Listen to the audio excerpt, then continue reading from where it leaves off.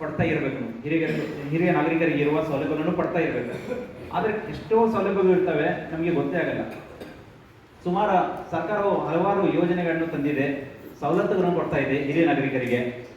ಅದನ್ನೆಲ್ಲ ನೀವು ತಿಳ್ಕೊಬೇಕು. ಈಗ ನನಗೆ ತಿಳಿದಿರುವ ಪ್ರಕಾರ ಕೆಲವೊಂದು ಸೌಲಭ್ಯಗಳು ಅಂತಂತಂದರೆ, ಮುಖ್ಯವಾಗಿ ಹಿರಿಯ ನಾಗರಿಕರಿಗೆ ಇರೋದು ಪಿಂಚಣಿ ವ್ಯವಸ್ಥೆ. ತಾವೆಲ್ಲರೂ ಪಿಂಚಣಿಗೆ ಅರ್ಹರು. ಹಿರಿಯ ನಾಗರಿಕರು ಆಗಿದ್ದು ಒಂದೇ ಒಂದು ಕಾರಣಕ್ಕಾಗಿ ನಿಮಗೆ ಪಿಂಚಣಿ ಸಿಗುತ್ತೆ. ಆ ಪಿಂಚಣಿಯನ್ನು ನೀವು ಪಡ್ಕೋಬೇಕು ತಾಲೂಕು ಕಚೇರಿ. ಅದನ್ನು ಯಾವ ರೀತಿಯಾಗಿ ಪಡ್ಕೋಬೇಕು, ಹೇಗೆ ಪಡ್ಕೋಬೇಕು ಅದರ ಬಗ್ಗೆ ನಮ್ಮ ತಾಲೂಕು ಕಚೇರಿಯವರು ಹೇಳ್ಕೊಡ್ತಾರೆ. ಅದಲ್ಲದೆ ಬ್ಯಾಂಕ್ ವ್ಯವಸ್ಥೆಯಲ್ಲಿ ಎಷ್ಟೋ ನಿಮಗೆ ಆರ್ಥಿಕವಾಗಿ ಯೋಜನೆಗಳನ್ನು ಸವಲತ್ತುಗಳನ್ನು ಕೊಡ್ತಾರೆ. ಒಂದೇನಾದ್ರು ಸಾಲ ಪಡೆಯಬೇಕಾದ್ರೆ ನೀವು ಅದರಲ್ಲಿ ನಿಮಗೆ ಕನ್ಸೆಷನ್ ಇದೆ, ರೇಟ್ ಆಫ್ ಇಂಟ್ರೆಸ್ಟು ಕಡಿಮೆ ಇರುತ್ತೆ. ಒಂದೇನಾದ್ರು ನೀವು ಡಿಪಾಸಿಟ್ ಮಾಡಿದರೆ ಬ್ಯಾಂಕ್ಗಳಲ್ಲಿ ಅದಕ್ಕೂ ನಿಮಗೆ ಇಂಟ್ರೆಸ್ಟ್ ಜಾಸ್ತಿ ಹಾಕ್ಕೊಡ್ತಾರೆ ಹಿರಿಯ ನಾಗರಿಕರಿಗೆ. ಇದಲ್ಲದೆ ನಿಮಗೆ ಸಾರಿಗೆ ವ್ಯವಸ್ಥೆಯಲ್ಲಿ, ಸಾರಿಗೆ ಇಲಾಖೆಯಲ್ಲಿಯೂ ಸಹ ವ್ಯವಸ್ಥೆಯಲ್ಲಿಯೂ ಸಹ ನಿಮಗೆ ಎಷ್ಟೋ ಸವಲತ್ತುಗಳಿವೆ. ಹಿರಿಯ ನಾಗರಿಕರಿಗೆ ಬಸ್ ಪಾಸಿನ ವ್ಯವಸ್ಥೆ ಇದೆ, ಅದನ್ನು ನೀವು ಪಡ್ಕೋಬೇಕು. ನೀವು ಎಲ್ಲಾದರೂ ಒಂದು ಆಸ್ಪತ್ರೆಗೆ, ಸರ್ಕಾರಿ ಆಗಿರ್ಬೋದು ಖಾಸಗಿ ಆಗಿರ್ಬೋದು, ನೀವು ಆಸ್ಪತ್ರೆಗೆ ಒಂದು ಚಿಕಿತ್ಸೆಗಾಗಿ ಹೋದರೂ ಸಹ ಅಲ್ಲಿಯೂ ನಿಮಗೆ ಸವಲತ್ತುಗಳಿವೆ. ನಿಮಗೆ ಒಂದು ಆದ್ಯತೆ ನೀಡಿ ನಿಮಗೆ ಚಿಕಿತ್ಸೆ ಕೊಡಬೇಕಾಗುತ್ತದೆ. ನಿಮ್ಮ ಸಲುವಾಗಿ ಬೆಡ್ಸ್ಗಳನ್ನು, ಆಸನಗಳನ್ನ ರಿಸರ್ವ್ ಮಾಡಬೇಕಾಗಿದೆ. ನೀವು ಇದನ್ನೆಲ್ಲ ತಿಳ್ಕೋಬೇಕು. ಈ ಹಕ್ಕನ್ನು ನೀವು ಪಡ್ಕೋಬೇಕು, ನಿಮ್ಮ ಸಲುವಾಗಿ ಇದು ಮಾಡಿರೋದು. ಇಂಥವೆಲ್ಲ ಸುಮಾರು ಸೌಲಭ್ಯಗಳಿವೆ. ಇದೆಲ್ಲ ಬಗ್ಗೆ ನೀವು ತಿಳ್ಕೊಂಡು ನಿಮ್ಮ ಸೌಲಭ್ಯಗಳನ್ನು ಪಡ್ಕೋಬೇಕಂತ ನಾನು ಹೇಳ್ತೀನಿ. ಅದಕ್ಕೂ ಹೆಚ್ಚಾಗಿ ನಮ್ಮಲ್ಲಿ ಹಿರಿಯ ನಾಗರಿಕರಲ್ಲಿ ಒಂದು ಆತ್ಮವಿಶ್ವಾಸ ಬರಬೇಕಾಗಿದೆ. ನಾನು ಮೊದಲು ಹೇಳಿದೆ, ನಾವು ಸಮಾಜಕ್ಕೆ ಹೊರೆಯಲ್ಲ, ಒಂದು ಆಸ್ತಿ. ನಿಮ್ಮಿಂದ ನಮ್ಮ ಸಂಸ್ಕೃತಿ ಎಲ್ಲ ಉಳಿಯೋದು. ಮಕ್ಕಳಲ್ಲಿ ಒಂದು ಒಳ್ಳೆಯ ಸಂಸ್ಕಾರ ಬರಬೇಕಂತಂದರೆ ಹಿರಿಯರ ಪಾತ್ರ ತುಂಬ ಮುಖ್ಯದು. ಈ ವಯಸ್ಸು ನಮಗೆ ಯಾವುದಕ್ಕೂ ಅಡ್ಡಿ ಆಗಬಾರ್ದು. ನಾವು ಯಾವುದೇ ಕೆಲಸ ಮಾಡುವುದರಲ್ಲಿ, ಸಾಧನೆಗಳನ್ನು ಮಾಡುವುದರಲ್ಲಿ ಯಾವುದಕ್ಕೂ ಅಡ್ಡಿ ಆಗಬಾರ್ದು. ಇಂಥ ಹಲವಾರು ಉದಾಹರಣೆಗಳಿವೆ. ಎಷ್ಟೋ ಜನ ತಮ್ಮ ವಯಸ್ಸನ್ನು ಮೀರಿ ಎಷ್ಟೋ ಸಾಧನೆಗಳನ್ನು ಮಾಡಿದ್ದಾರೆ. ಅದನ್ನೆಲ್ಲ ನಾವು ನೆನೆಸ್ಕೋಬೇಕಾಗುತ್ತೆ ಈ ದಿನ. ಕೆಲವೊಂದು ಉದಾಹರಣೆಗಳನ್ನು ನಾನು ನೋಡಿದ ಪ್ರಕಾರ, ಒಬ್ಬ ವ್ಯಕ್ತಿ ಅಲೋಕ್ ಸಾಗರ್ ಅಂತ, ಅವರು IIT ಪ್ರೊಫೆಸರ್. ಒಂದು ಟ್ರೈಬಲ್ ವಿಲೇಜಲ್ಲಿ ವಾಸಿಸ್ತಾರೆ. ಮಧ್ಯಪ್ರದೇಶ ರಾಜ್ಯದ ಒಂದು ಟ್ರೈಬಲ್ ವಿಲೇಜಲ್ಲಿ ವಾಸಿಸ್ತಾರೆ. ಅವರು ತಮ್ಮ ಜೀವನವನ್ನೇ ಬಡ ಜನರಿಗೆ ಮೀಸಲಿಟ್ಟಿದ್ದಾರೆ. ಅಷ್ಟೇ ಅಲ್ಲ, ಅವರು ಪ್ರಕೃತಿ ತುಂಬಾ ಕೆಲಸಗಳನ್ನು ಮಾಡಿದ್ದಾರೆ. ನಾನು ಓದಿದ ಪ್ರಕಾರ ಅವರು ಸುಮಾರು 50,000ಕ್ಕಿಂತ ಹೆಚ್ಚು ಗಿಡಗಳನ್ನು ನೆಟ್ಟಿದ್ದಾರೆ. ಇದೊಂದು ದೊಡ್ಡ ಸಾಧನೆ. ನಾವು ಮೆಚ್ಚಬೇಕಾಗುತ್ತೆ. ಅವರು ಕೇವಲ ವಯಸ್ಸಾಗಿದ್ದಕ್ಕೆ ಅವರು ತಮ್ಮ ಸಾಧನೆಯನ್ನು ಮಾಡಲು ನಿಲ್ಲಿಸಲಿಲ್ಲ, ಒಳ್ಳೆ ಕೆಲಸಗಳನ್ನು ಮಾಡಿದ್ದಾರೆ ಆ ವಯಸ್ಸಿನಲ್ಲಿ. ಅದೇ ರೀತಿಯಾಗಿ ಓಂಕಾರನಾಥ್ ಶರ್ಮಾ ಅಂತ, ಅವರನ್ನ ಇವರು ಡೆಲ್ಲಿಯವರು, ಅಲ್ಲಿಯ ವಾಸಿ. ಅವರನ್ನ ಮೆಡಿಸಿನ್ ಬಾಬಾ ಅಂತ ಕರೀತಾರೆ. ಅವ್ರನ್ನ. ಅವ್ರಿಗೆ ವಯಸ್ಸಿರೋದು 82 ವರ್ಷ. ಅವ್ರು ಏನ್ ಮಾಡ್ತಾರೆ ಗೊತ್ತಾ? ಜನರು ಯೂಸ್ ಮಾಡದೆ ಇಟ್ಟಿರುವಂತ ಎಲ್ಲ ಮೆಡಿಸಿನ್ಗಳನ್ನು ಪಡ್ಕೋತಾರೆ. ನಮ್ಗೆ ಎಷ್ಟು ಬೇಕಾಗುತ್ತೆ ಅಷ್ಟೇ ನಾವು ಮೆಡಿಸಿನ್ ಮಾಡಿ ಹಾಗೆ ಬೀಸಾಕ್ತೇವಲ್ಲ, ಅದನ್ನೆಲ್ಲ ಅವ್ರು ಕಲೆಕ್ಟ್ ಮಾಡಿಕೊಂಡು ಬಡ ಜನರಿಗೆ ಹಂಚ್ತಾರೆ. ಇಂಥ ಒಂದು ಕೆಲಸ ಮಾಡೋದ್ರಿಂದ ಅವ್ರನ್ನ ಮೆಡಿಸಿನ್ ಬಾಬಾ ಅಂತ ಕರೀತಾರೆ ಡೆಲ್ಲಿಯಲ್ಲಿ. ಇಂಥ ಒಂದು ಸಾಧನೆಯನ್ನು ಮಾಡಿದ್ದಾರೆ ಅವರು. ಜೊತೆಗೆ ಸರ್ದೀಪ್ ದೇಸಾಯಿ ಅಂತ ಪ್ರೊಫೆಸರ್, ಇವರು ಬಹುಶಃ ಇಂಜಿನಿಯರ್ ಆಗಿದ್ರು. ಯುವಕರಾಗಿದ್ದಾಗ ಇಂಜಿನಿಯರ್ ಆಗಿದ್ದರು.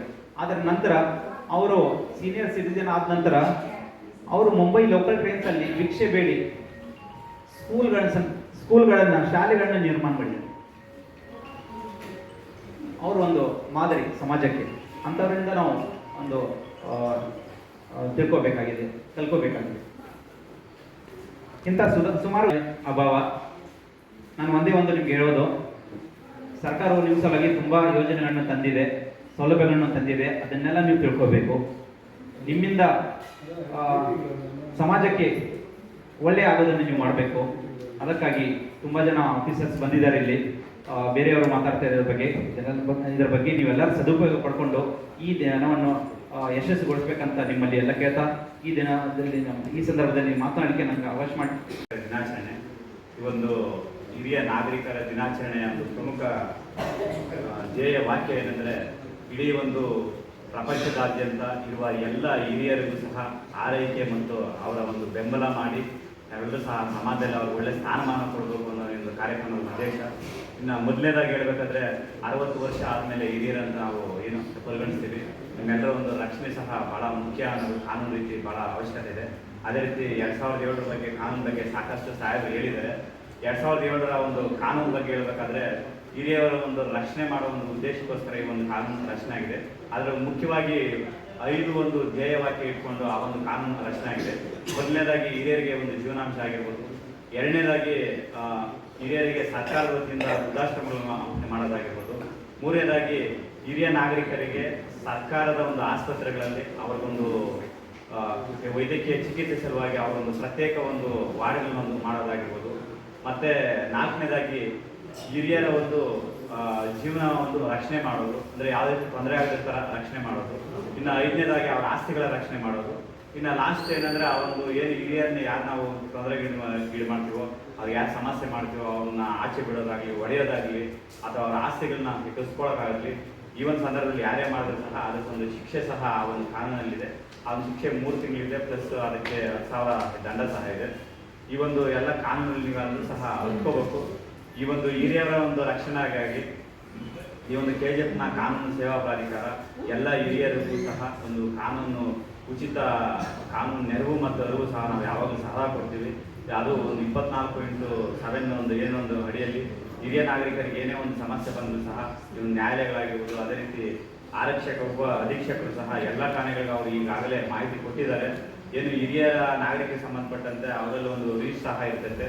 ಆ ರೀಚಲ್ಲಿ ಏನು ಇದು ಒಂಟಿ ಮನೆಗಳಲ್ಲಿ ಯಾರು ಹಿರಿಯರು ವಾಸ ಮಾಡ್ತಾರೋ ಅವರೊಂದು ಅವರು ಒಂದು ಗ್ರೂಪ್ ಮಾಡಿ ವಾಟ್ಸಪ್ ಗ್ರೂಪ್ ಮಾಡ್ತಾರೆ, ಅದೇ ರೀತಿ ರೀಚ್ ಮಾಡ್ತಾರೆ.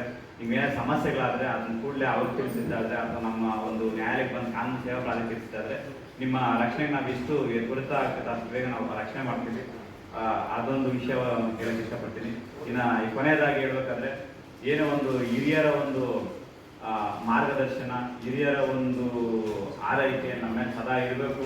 ಆ ಒಂದು ಇದ್ದಂಥ ಪಕ್ಷದಲ್ಲಿ ಮಾತ್ರ ನಾವು ಒಂದು ಮನೆಯ ವಾತಾವರಣದಲ್ಲಿ ಒಳ್ಳೆಯ ಒಂದು ವಾತಾವರಣದಿಂದ ಬಂದು ನಾವು ಈ ಒಂದು ಸಮಾಜಕ್ಕೆ ಒಂದು ಉತ್ತಮ ಪ್ರಜೆ ಆಗಕ್ಕೆ ಸಾಧ್ಯ.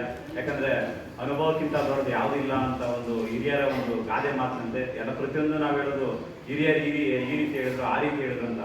ಅದರಿಂದ ಹಿರಿಯರ ಒಂದು ಒಳ್ಳೆ ಮಾತುಗಳು, ಹಿರಿಯರ ಒಂದು ಒಳ್ಳೆ ಮಾರ್ಗದರ್ಶನ ಸದಾ ಎಲ್ರಿಗೂ ಇರಲಿ ಅಂತ ಒಂದು ಹೇಳ್ತಾ, ಹಿರಿಯರ ಎಲ್ಲರೂ ಸಹ ನಾವು ರಕ್ಷಣೆ ಮಾಡೋದಕ್ಕೆಲ್ಲ ನಿಂತ್ಕೊಳ್ಳೋಣ.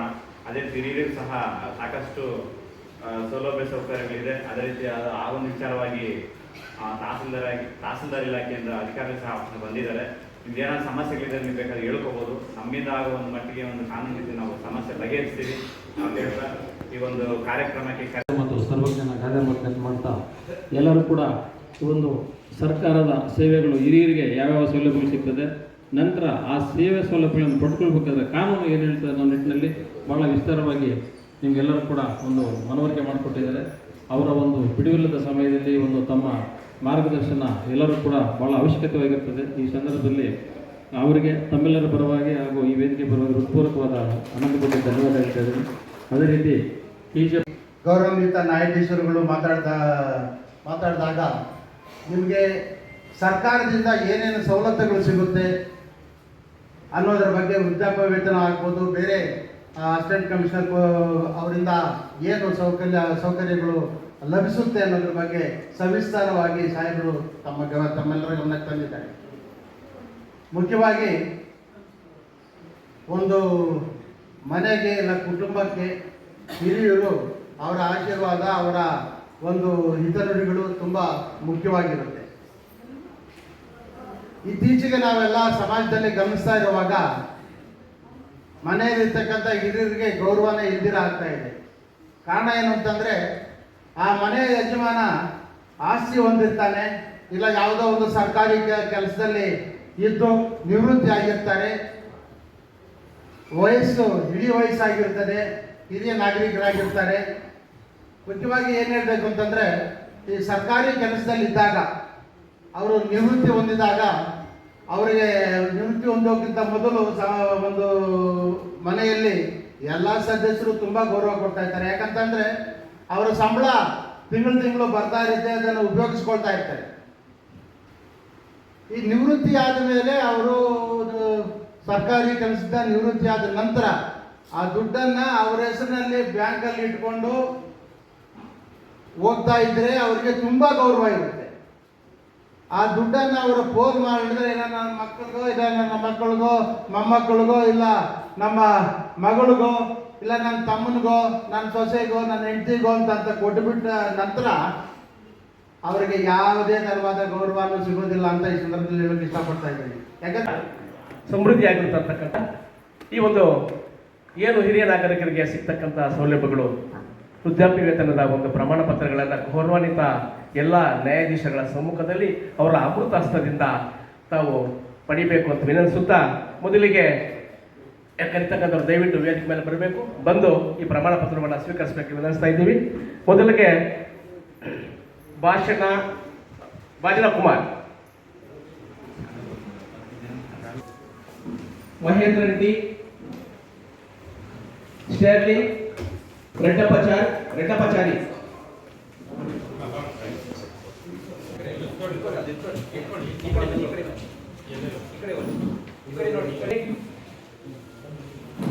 ಮುಲ್ಲೇಶ್ ಗೋಪಾಲ್ ರೆಡ್ಡಿ,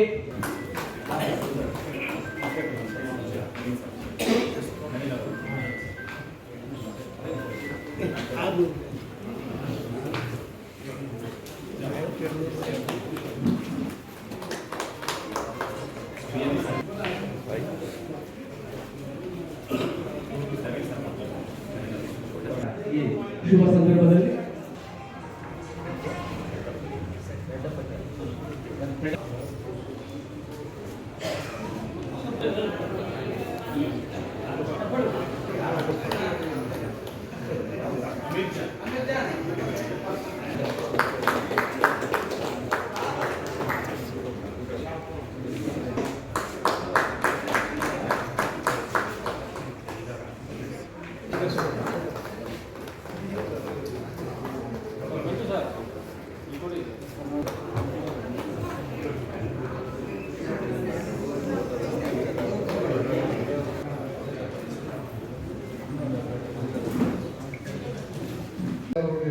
ಲಾಗಿನ್ ಆದರೆ ನಮ್ಮ ಕಡೆಯಿಂದ ಎಲ್ಲರಷ್ಟೇ ಪೊಲೀಸ್ ಇಲಾಖೆ ಕಡೆಯಿಂದ ಸಿಗ್ತಾ ಇದೆ ಅಂತ ಇದು ಹೊಸ ಒಂದು ಸ್ಕೀಮ್ ನಮಗೆಲ್ಲ ಹೇಳ್ತೀವಿ.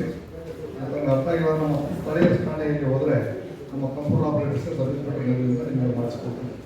ಸೊ ಇದೊಂದು ನಮ್ಮ ಕಡೆಯಿಂದ ಹೇಳೋದು. ಆಮೇಲೆ ಒಂಟಿ ಮನೆಗಳೇನಿರ್ತಾವೋ ಅಲ್ಲಿ CCTV ಹಾಕ್ಸ್ಬೋದು. ಸುತ್ತ ನಮಗೆ ಕೇಳ್ತಾರೆ CCTV ಹಾಕ್ಸ್ಕೊಳ್ಳಿ ಅಂತ, ನಮಗೆ ಅಂತ ಪ್ರಾಬ್ಲಮ್ಸ್ ಇಲ್ಲ. ಯಾರಿಗೆ ಅನುಕೂಲ ಇರುತ್ತೋ ಅವ್ರು ಹಾಕ್ಸ್ಕೊಳ್ಳೋದು ಉತ್ತಮ. ಅಥವಾ ಸಂಬಂಧಪಟ್ಟ ಯಾವುದಾದ್ರೂ ಇಲಾಖೆಗಳು ಸ್ಪಾನ್ಸರ್ ಮಾಡಿ ಹಾಕಿದ್ರೆ ಒಳ್ಳೆಯದಾಗ್ತದೆ. ಅದು ನಮಗೆ ಅನುಕೂಲ. ಉಳಿದೆಲ್ಲ ಇಬ್ಬರು ಸಾಹೇಬರು ಎಲ್ಲ ನಮಗೆ ಹೇಳಿದ್ದಾರೆ. ಆಯುಷ್ ಸ್ಕೀಮ್ ಏನಿದೆ ನಿಮ್ಮ ಕಂಪ್ಲೀಟ್ ಎಂತಂದ್ರೆ ನೋಡ್ತಾ ಅದಕ್ಕೆ 60 years ಆಗಲ್ಲ, 70 years ಇರಬೇಕಂತೆ. ಅದೊಂದು ನಮ್ಮ ಕಡೆಯಿಂದ ಬಿಟ್ಟೋಗಿರೋ ಒಂದು ಸ್ಕೀಮ್ ಹೇಳಿದೆ. ಬಟ್ ಹೇಳಿದ್ದಾರೆ 70 years ಅಬವ್ ಆದರೆ 60 years ಬರಲ್ಲ. ಅದು ಕೇಂದ್ರ ಸರ್ಕಾರದ ಸ್ಕೀಮ್. ಅದು ನೀವು ಅದರಲ್ಲೇನಾದರೂ ಸಂಬಂಧಪಟ್ಟ ಇಲಾಖೆಯಿಂದ ಲಾಗಿನ್ ಆಗಿ ನಿಮ್ಮ ಹೆಸರು ನೋಂದಣಿ ಮಾಡ್ಕೊಂಡ್ರೆ ನಿಮಗೆ ಫ್ರೀ ಮೆಡಿಕಲ್ ಏಡ್ ಸಿಗ್ತದೆ 70 years ಅಂಡ್ ಅಬವ್ ಅವರಿಗೆ. ಇವೆರಡು ಬಿಟ್ಟು ವಿಚಾರ ಮಾತ್ರ ಹೇಳ್ತಾರೆ. ಮತ್ತೆ ಎಲ್ಲ ಹಿರಿಯರು ವೇದಿಕೆಯವರು ಎಲ್ಲರೂ ತಮಗೆಲ್ಲ ಹೇಳಿದ್ದಾರೆ. ಇಲ್ಲಿ ಅವರು ತಾವೆಲ್ಲ ಕುತ್ಕೊಂಡು ಸಮಾಧಾನವಾಗಿ ಕೇಳಿದ್ದೀರ. ನಾವು ಒಂದಿನ ಆಚರಣೆ ಮಾಡಿದ್ದೀವಿ, ವರ್ಷ ಪೂರ್ತಿನೂ ನಮಗೆ ರಕ್ಷಣೆ ಮಾಡಿದರೆ ಮಾತ್ರ ಈ ದಿನ ಆಚರಣೆ ಮಾಡೋದು ಸಾರ್ಥಕ ಆಗ್ತದೆ ಅಂತ ನನ್ನ ಅಭಿಪ್ರಾಯ. ಮೀಟಿಂಗು ಏನಾದರೂ ಕಂಪಲ್ಸರಿ ಹಾಜರಾಗಬೇಕು ಅನ್ನೋದು. ಸೊ ನೀವು ಎಲ್ಲ ಇಲಾಖೆಗಳಲ್ಲಿ ನೀವು ಸಂಪರ್ಕ ಇಟ್ಕೊಳ್ಳಿ, ಸಾಧ್ಯ ಆಗಿರೋದು ಹೇಳ್ಕೊಳ್ಳಿ. ಎಲ್ಲ ಇಲಾಖೆ ಅಧಿಕಾರಿಗಳು ಸಹ ತಮಗಿರ್ತಕ್ಕಂಥ ಎಲ್ಲ ಬೆನಿಫಿಟ್ಗಳು ಹೇಳ್ಕೊಬೇಕಂತ ಹೇಳಿದ್ರೆ ಅವಿದ್ಯವಂತರು ಇರ್ತಾರೆ. ಆಗ ಎಲ್ಲ ಇಲಾಖೆಯು ಸಹಕಾರ ಮಾಡಬೇಕಂತ ಕೋರ್ತಾ ಇದನ್ನು ತಹಸೀಲ್ದಾರ್ ಅವರು ಅಧ್ಯಕ್ಷತೆ ವಹಿಸಬೇಕಾಗಿತ್ತು. ಅವರ ಕಾರಣದಿಂದ ಹಾಗಾಗಿ ಅವರ ಉಪಸ್ಥಿತಿಯಲ್ಲಿ ವೇದಿಕೆಯಲ್ಲೂ ಎಲ್ಲರಿಗೂ ಮತ್ತೊಮ್ಮೆ ಧನ್ಯವಾದಗಳು ಅಂತ ನಾನು ಮಾತನಾಡುತ್ತೇನೆ. Thank you.